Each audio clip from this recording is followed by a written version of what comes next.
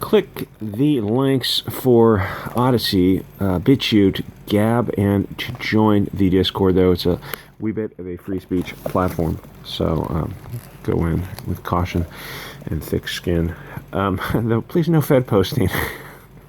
Please no Fed posting. Nothing that glows from outer space. Okay, so Loudoun, it's important to keep pressure up with these people, with these vermin parasites. Even on small channels on YouTube, just keep the pressure up on these people. So what happened? Apparently what happened was identity politics got in the way of a girl's safety, or they didn't want to raise an issue because a trans student had raped another student. So instead of admitting that to the school board, they covered it up. Think how evil you have to be to cover up a rape on campus because it goes against your political narrative of having trans boys in the girls' room. That's the face of pure evil. And this one chick, Beth Barts, she submitted her resignation because they knew if they had to go before a board hearing, like a lot of other stuff would come out and it'd be like, oh yeah, you look like just a sociopath. So she resigned, got herself out of the way, which is probably for the best for her and for everyone.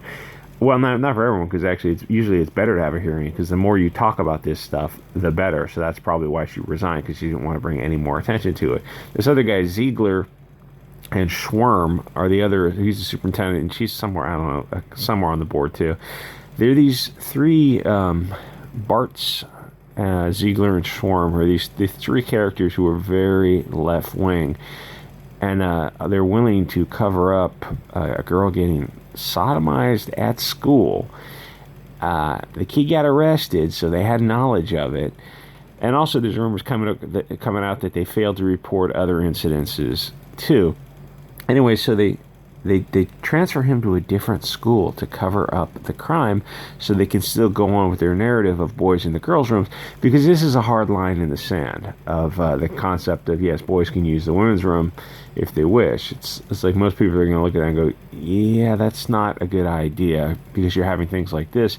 And what makes it worse is, okay, listen, if you want to try this social experiment of men in the women's room, you have to be honest about when the rapes occur, because they are going to occur, because they have occurred. School board said, no, we have no knowledge of this occurring. Like, what are you talking about? The kid was arrested. Not only was he arrested, you transferred him to a different school, so clearly you did have knowledge, and you covered it up. So she resigned, but Ziegler is still there, and Schwerm is whatever. I forget what her role in it. Anyway, so county school board member Loudoun submitted a resignation following confirmed reports sexual assault on campus in the girls' bathroom. Angry parents confronted a cover-up sexual assault. Oh, so Garland, a.k.a. Garfinkel, whose daughter is selling the CRT books, Garland, in his letter to the FBI and Department of Justice, used this incident of the father, I think his name is Scott Smith. He was outraged because his daughter was raped at school, and they covered it up. Garland used that incident as his evidence of, oh, we need to get these parents in line, and we need to have the FBI go after parents who are outraged about CRT and boys in the girls' room. And it turns out, like, no, he was outraged because his daughter was raped on school, and the school camp covered it up, and then they sent this boy to another school, and he committed another rape.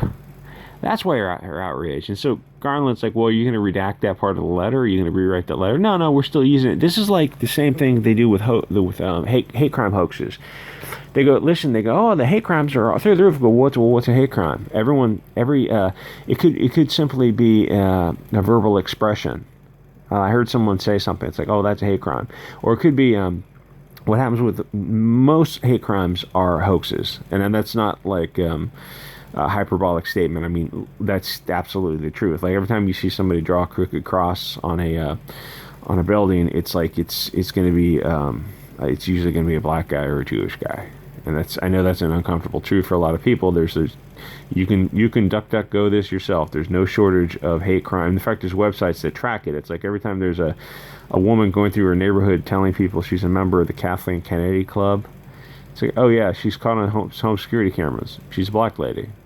So does it seem likely that the black lady is a member of the Kathleen Kennedy Club? Because that's a pretty inclusive clan. I guess the modern Klan is very inclusive. They let in Italians, Catholics, Irish, all kinds of people. So I guess now they're letting in black women. Oh no, it's just a hoax. It's a hoax. Well, so when that goes down the FBI list, and the FBI lists it as a hate crime, it's like, do they go back and remove it off the lists? Does the media, when they report it's like this black lady's doing this activity, it's like the media reports it and it gets like 1 million impressions. But when they retract this story, how many impressions does it get? Oh, it got about 700. Oh. Maybe you should hold off on these. Oh my gosh, this synagogue has a crooked cross painted on it. Yeah, well, the guy's 1080 security camera across the street actually caught the guy, and he was a Jewish guy. He's like a Jewish activist, and he was the guy who did the swastika on the synagogue. So, are you saying that the German party of the 30s is so inclusive as to include the neo-German party? Because actually, the funny thing is, the history is that there were Jews in the German party of the 30s, which doesn't quite fit the narrative. But I'm saying is like these things are all hoaxes. I mean, the overwhelming majority of them are Jussie Smollett's, and like every time the media picks up a story, they treat it as if it is the God's honest truth. And like even normies are looking at the media and going, "What are you doing?" It's like you guys have a narrative. You just want to throw gas on a fire. Anyway, so there was a cover-up. There's a lot of hot words for YouTube. There's a lot of hot words for YouTube. How many times could I say the struggle snuggle word? I said it about a dozen times. So the parents are angry, and the father, who was humiliated, the sheriff's dragged him away. It's like, if you please take that thin blue line flag and just shove it right up your ass, and then burn it. There's no thin blue line. They're just puppets. They're just useful idiots who will do anything their masters tell them to do. They will and have stepped all over your constitutional rights. And I know a lot of our guys, the normie side of our guys, used to be the thin blue line stuff. Thank God, on Gab, Telegram, Discord, all that thin blue line stuff is gone. There's just, you don't see any of that on Gab, and you see very little. Like the MAGA crowd is finally dying away, and there's something much more primal and nationalist that is. I can say this stuff because there's like 200 followers. I can say the most base things I want. It's like the things you couldn't say if you had like a 200,000 channel. That I don't know what it takes to make the ADLs list. You'd probably have to have like I don't know, like a 6-figure account. The thing is, even by that time, you would just never make it on YouTube because their algorithm is filtering so many things.